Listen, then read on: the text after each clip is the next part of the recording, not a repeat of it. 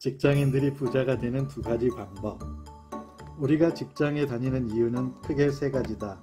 안정적인 삶에 더 가치를 두고 있다는 뜻이고, 창업에 대한 희망보다 두려움이 더 크다는 뜻이며, 창업 욕망이 있어도 아이디어나 자본이 없기 때문이다.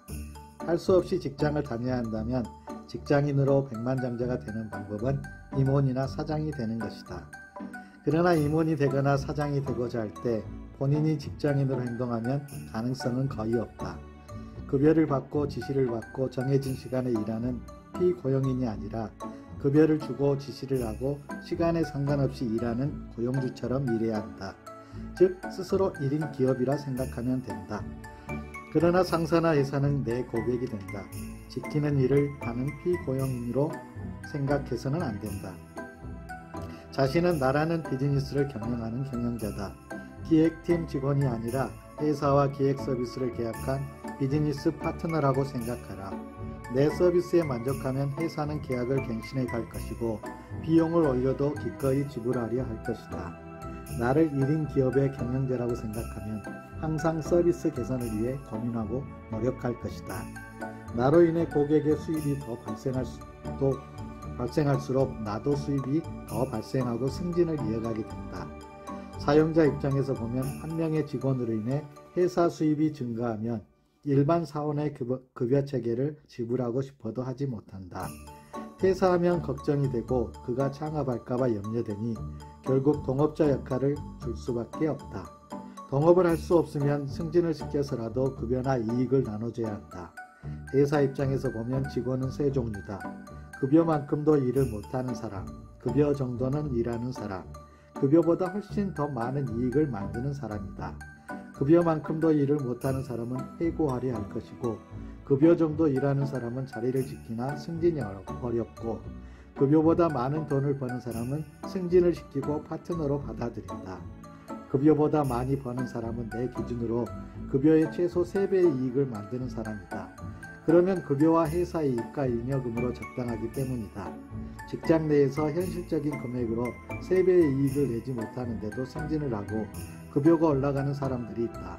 한 사람은 능력이 뛰어나지만 충성도가 없고 다른 한 사람은 충성도가 높지만 능력이 모자란다면 사장은 누구를 승진시킬까? 충성도는 필수 요건이고 능력은 선택 요건이기 때문에 능력이 조금 모자라도 충성도가 강한 직원을 승진시킨다. 이유는 간단하다.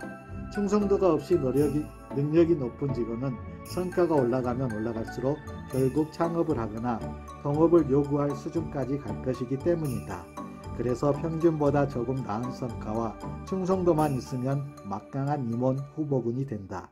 여기에 말뚝을 박을 만한 두 가지 행동만 있으면 어느 직장에 가서도 성공한다. 그중 하나는 보고하는 시간이다. 상사에게 지시를 받고 업무를 끝냈으면 끝냈다는 확인 보고를 해주는 것이다. 했으면 그만이지라는 행동은 상사의 기준에서 보면 하지 않는 것이다. 이 작은 행동이 상사에게 가장 강력한 영향을 준다. 부하 직원이 있는 사람들도 이 문제로 가장 힘들어하면서 정작 자신은 상사에게 그렇게 하지 않는다. 상사라도 매번 확인하는 것은 쉽지 않고 본인도 잊어버린다. 그런데 어느 날 자기가 지시한 내용이 보고도 없이 누락되어 있으면 어떻게 해야 될까? 단 한 번만 그런 일이 있어도 일을 못하는 부하로 낙인 찍힌다. 그동안 99% 제 시간에 잘 수행한 업무는 의미가 없어진다. 반면 지시를 이행하고 바로바로 확인해주면, 특히 잊고 있던 업무를 마쳤다고 확인해주면 상사의 인식 속에는 믿을만한 부하로 각인된다. 또 하나는 인사다. 상사를 어려워하지 말고 엘리베이터에서 만나든 식당에서 만나든 다가가서 인사하라. 이것은 유치원에서 배우는 것이다. 인사를 정중히 한다는 것은 두 인간 사이에 관계가 생긴다는 뜻이다. 관계와 인연이 생겨야 일이 이루어진다. 영화에 Pushing on a string 이라는 문장이 있다. 내가 줄에 달린 장난감 자동차를 잡아당기면 끌려오지만 반대로 줄을 민다고 장난감 자동차가 밀리지는 않는다. 장난감 자동차는 당길 때만 반응한다. 상사들은 부하들이 자신을 당길 때만 반응하게 되어 있다. 인사가 바로 당기는 줄이다. 상사는 함부로 부하를 끌지 않는다. 충성도가 있는지 없는지 아직 모르기 때문이다.